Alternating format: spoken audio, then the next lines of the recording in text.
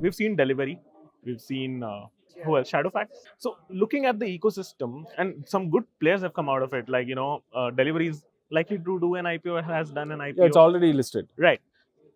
What remains in this sector? See, what remains As a is a play. big change. Okay. So what we think is the marketplaces Huh. need not be there if you have a good supply. Right. See, why does the marketplace exist?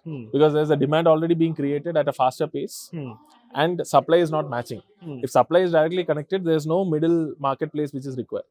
Now, marketplace has been built.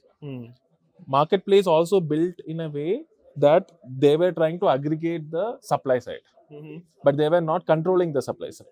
So that is where you have to go one step further, build a full stack company which works in supply and fulfillment.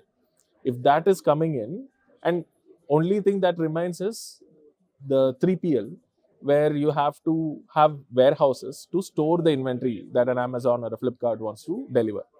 That part will go into the infra play.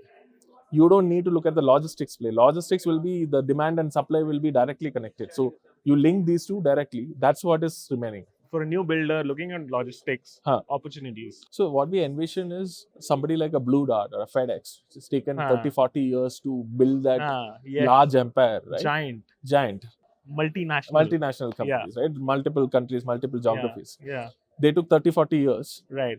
And they have replicated their success in one geography to another geography by doing the same thing over and over again. Yes. Now the world is changing. Right. That you don't have 30-40 years. See, if you ask me as a founder, I don't have 40 years to build. Right? By the time I'm maybe 80, 90, I don't want to get to a stage where I become a Blue Dart at that point of time. So we all have horizon of 5 years, we have to become big. So if something has to happen like that, you look at the Amazon story, right? They were able to quickly spread across the world because it's a tech-based product. So if you look at logistics per se, it is not tech-oriented even now.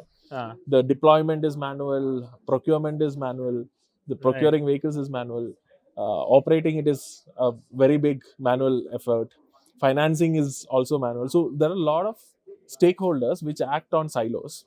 So what we feel is it has to be a hybrid SaaS model. Enabler sort of a play instead of building another FedEx or another delivery. So you can control few geographies with an efficient way of hardware tech that you're building, software tech. And then when you go to a new geography, don't always think that you need to always do logistics.